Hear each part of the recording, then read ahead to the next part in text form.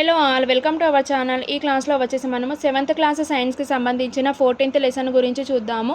14th lesson వచ్చేసి మనకు నీరు ఉన్నదే కొంచెం వృధా చేయకండి అనే టాపిక్ గురించి చూద్దాము. ఈ వీడియో కనుక మీకు నచ్చితే లైక్ చేయండి, షేర్ చేయండి, అలాగే సబ్స్క్రైబ్ కూడా చేయండి. ఈ నోట్స్ పీడిఎఫ్ అనేది మీకు డిస్క్రిప్షన్లో ఉంటుంది, చూడండి. 14th లెసన్ వచ్చేసి మనకి ఏంటి, నీరు ఉన్నదే కొంచెము వృధా చేయకండి.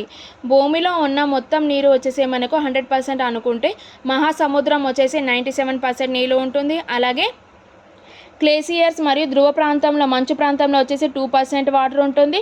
కొలను భూగర్భ జలాలు సరస్సులో వచ్చేసి 1% ఉంటుంది వాటర్ అనేది మనకు. అలాగే 2005 నుండి ప్రతి సంవత్సరం మార్చి 22న ప్రపంచ జల దినోత్సవం జరుపుకుంటారు. ఎప్పుడు మార్చి 22 అంటే 2005 నుంచి మార్చి 22న ప్రపంచ జల దినోత్సవం అనేది జరుపుకుంటారు. 2005 నుంచి 2015 మధ్య కాలంలో అంతర్జాతీయ దశాబ్దంగా ప్రకటించారు. 2050 నాటికి జనాభా వచ్చేసి 9.3 మిలియన్ దాటి సూచనలను కనబడుతున్నాయి. సముద్రాలలో లవణాలు ఉండడం వల్ల కేవలం 3% మంచినీరు, అందులో 2/3 వంతు మంచుగడ్డ రూపంలో ఉంటుంది. దాదాపు 80% వర్షం సముద్రంలోనే కురుస్తుంది అన్నమాట మన వాటర్.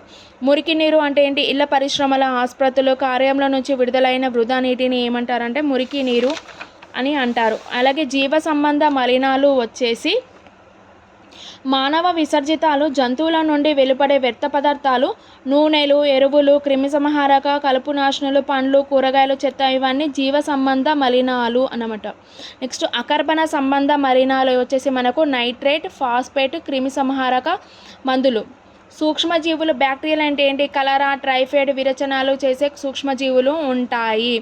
వ్యర్థ జలాలు శుద్ధి చేసే కేంద్రాలు మరియు పనిచేసే పద్ధతి ఏ దశలో ఏ విధంగా ఉంది అనేది చూద్దాం. ఫస్ట్ దశ వచ్చేసి మనకు నీటి కడ్డీ తెరలు గుండా పంపిస్తారు. ఏంటి, చెత్త చెదారం, కర్రలు, పుల్లలు, ఆకులు, ప్లాస్టిక్ డబ్బాలు, ఇవన్నీ వస్తువులు పెద్దవి ఉండే వాటివి ఫస్ట్ దశలో తొలగిపోతాయి. వ్యర్థ జలాల నుండి మంచి వాటర్ వచ్చేది విధంగా దశలు అన్నమాట. ఫస్ట్ దశలో మొత్తం వాటర్లో కడ్డీ తెరలలో చెత్త చెదారం, కర్రలు, ఆకులు, పుల్లలు అవన్నీ తొలగిపోతాయి. సెకండ్ దశలో మనకు నీటి మట్టిని, ఇసుకను తొలగించే ట్యాంక్ వైపు వెళ్తుంది. దీని నీటి వేగం తగ్గిస్తారు. దీంట్లో ఇసుక, మట్టి, గులకరాలు మొత్తం నీటి అడుగున చేరుతాయన్నమాట. నెక్స్ట్ థర్డ్లో వచ్చేసి మనకు లోపలి వైపు ఏటవాలుగా ఉండే పెద్ద ట్యాంకులో నీటిని నింపి నిల్వ చేస్తారు.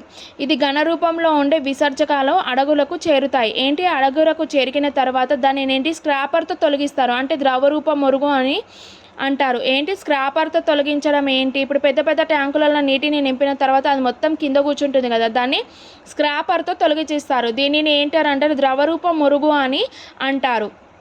నూనె, గ్రీజ్ వంటి పదార్థాలను ఏమంటారు, స్కీమర్తో తొలగిస్తారు. నూనె, గ్రీజ్ వంటి పదార్థాలు, ఇప్పుడు పైన నూనె, గ్రీజ్ వంటి పదార్థాలు ఉంటాయి కదా, దానిని స్కీమర్తో తొలగిస్తారు.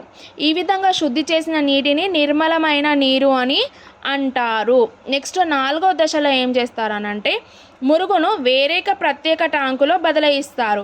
ఆ తర్వాత అవాయు బ్యాక్టీరియా దానితో కుళ్ళిపోయేలా చేస్తారు. అవాయు బ్యాక్టీరియాతో దానిని కుళ్ళిపోయేలా చేస్తారు. ఈ దశలలో విడుదలయ్యే బయోగ్యాస్ విద్యుత్ ఉత్పత్తికి ఉపయోగిస్తారు. నెక్స్ట్ 5వ దశలో శుద్ధి చేసిన నీటిని, గాలిని పంపుతారు. ఇప్పుడు శుద్ధి చేసిన నీరు ఉంటుంది కదా, దాని లోపల గాలిని పంపిస్తారు. అదేం చేస్తుంది, వాయు సమిత బ్యాక్టీరియా వృద్ధి చెందుతుంది. ఈ విధంగా మానవ సంబంధ వ్యర్థ పదార్థాలు, సబ్బులు, బ్యాక్టీరియాలను వినియోగించుకుంటుంది 5వ దశలో.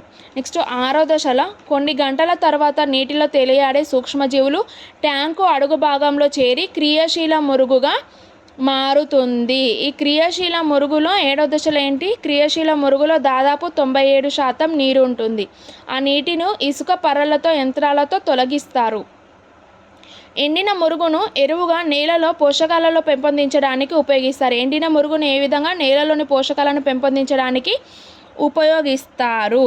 నెక్స్ట్ దీనిలో చూడండి, శుద్ధి చేసిన నీటిలో తక్కువ పరిమాణం కలిగిన కరగని పదార్థాలు ఉంటాయి కదా, వీటికి సముద్రము, నదులు, భూగర్భంలోని విడుదల చేస్తారు. ఈ విడుదల చేసిన తర్వాత ఏంటిది, వీటిని శుద్ధి చేస్తుంది.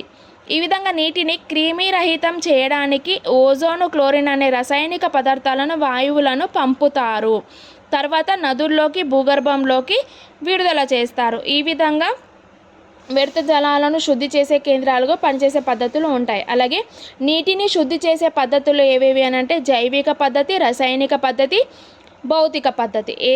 జైవిక పద్ధతి వచ్చేసి మనకు ఏరియేషన్ వల్ల సూక్ష్మజీవులు వ్యర్థ పదార్థాలను అతివేగంగా కుళ్ళే విధంగా చేస్తాయి. ఈ నీటిని శుద్ధి చేస్తాయి. ఇదేంటి జైవిక పద్ధతి. ఏరియేషన్ వల్ల సూక్ష్మజీవులు వ్యర్థ పదార్థాలను అతివేగంగా కుళ్ళే విధంగా చేస్తాయి.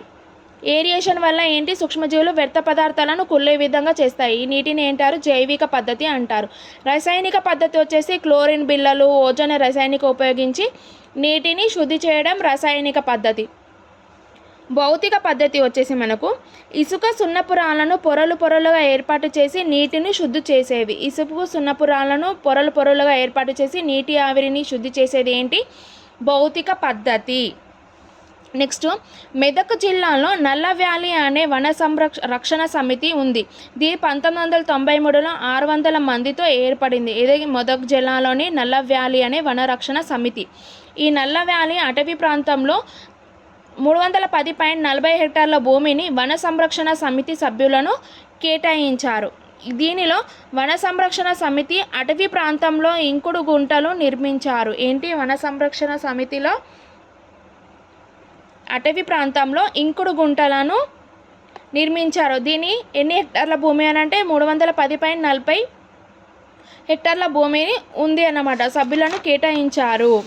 ఈ వర్షపు నీటిని నిల్వ చేయడానికి కాంటూర్ కందకాలు లేదా చెక్ డ్యాములు, రాక్ఫిల్ డ్యాములను ఏర్పాటు చేశారు. వర్షపు నీటిని నిల్వ చేయడానికి ఏంటి కాంటూరు కందకాలు, చెక్ డ్యాములు, రాక్ఫిల్ డ్యాములను ఏర్పాటు చేశారు. ఎవరు ఏర్పాటు చేశారు అని అంటే నల్ల వ్యాలీకి వనరక్షణ సమితి, నల్ల వ్యాలీ వనరక్షణ సమితి వాళ్ళు ఏంటి నీటిని నిల్వ చేయడానికి కాంటూరు కందకాలు, చెక్ డ్యాములను, రాక్ఫిల్ డ్యాములను ఏర్పాటు చేశారు.